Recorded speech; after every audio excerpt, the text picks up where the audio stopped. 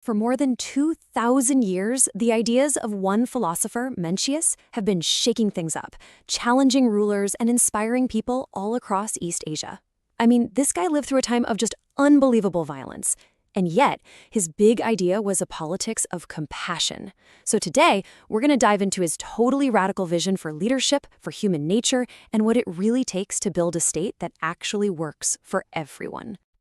So that's the big question, right? In a world that feels like it's full of chaos and conflict, how should a leader actually rule? This was the question on every ruler's mind back in Mencius's day, and you know what? It feels just as urgent right now. When you're surrounded by shaky alliances and nonstop war, it kind of seems like brute force is the only answer. But Mencius, he wondered if there was another way. Okay, so to really get Mencius, you first have to get the world he lived in. We're talking about the Warring States period in ancient China. And trust me, it was exactly as brutal as it sounds. A chaotic, violent time that went on for more than 250 years. And the rulers? Well, they were obsessed with just one thing: getting an edge. More land, bigger armies, more money. For them, things like morality, that was a luxury, something they figured they just couldn't afford. And this quote, wow, it just perfectly sums up the whole mindset of the time. So picture this. Mencius travels a long way, 1,000 miles, to meet this guy, King Hui. And what's the very first thing the king asks him? Not, hey, how can I be a better ruler?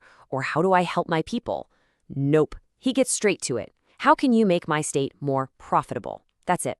Profit. That was the only language of power they spoke.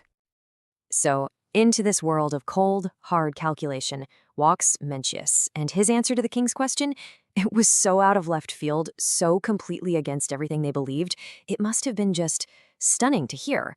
See, he wasn't there to give them military secrets or some new economic trick. He was there to change the entire game.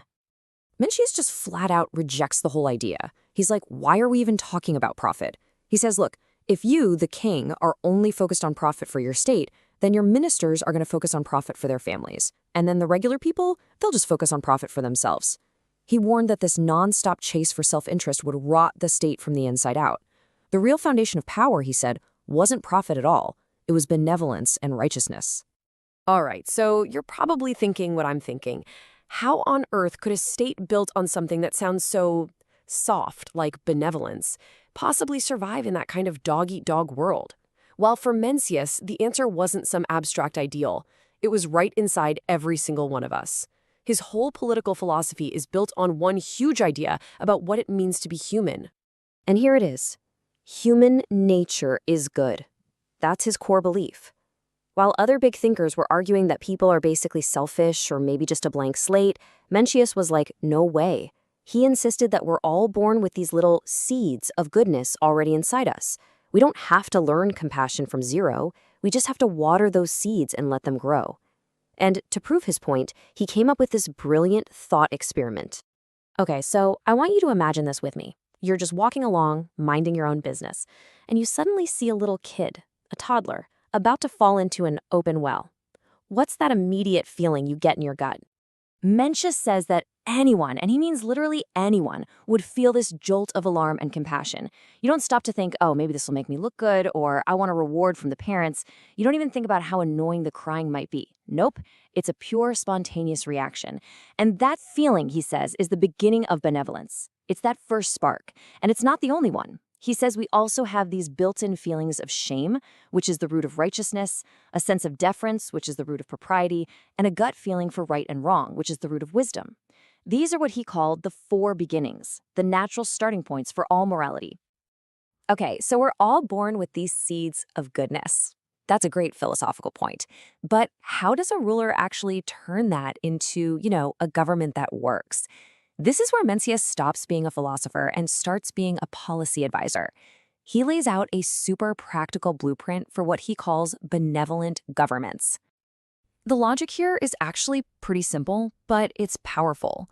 If a ruler can just tap into his own innate goodness and show that same compassion to his people, they'll naturally respond with loyalty.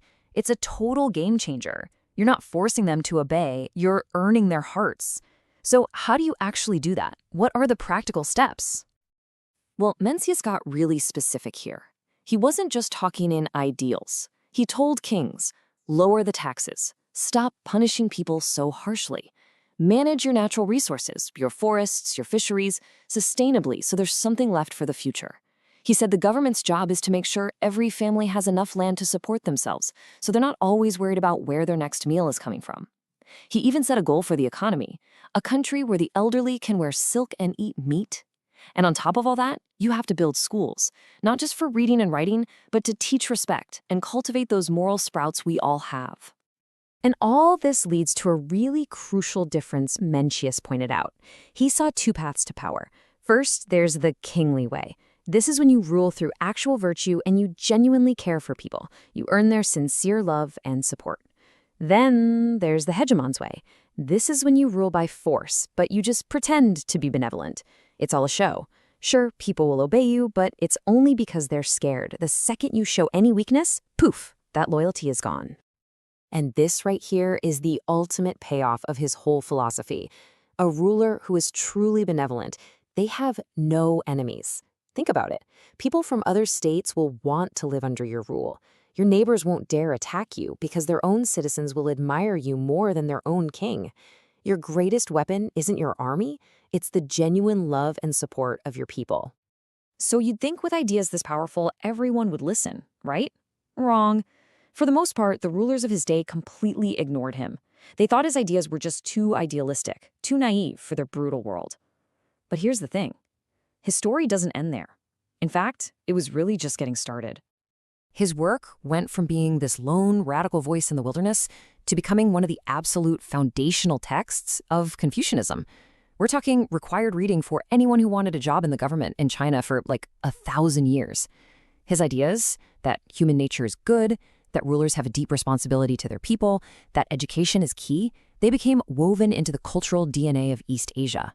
And today, they're still sparking conversations all over the world about what ethical, human-centered leadership should look like. And that brings it all right back to us, here and now. In a world that's still wrestling with conflict, with economic stress, with a whole lot of political cynicism, Mencius's challenge feels more relevant than ever. He's still forcing us to ask that fundamental question: is leadership really just about profit and power? Or could it be about something more? About cultivating the best parts of our own nature to actually serve the well-being of everyone? This is for entertainment and educational purposes only.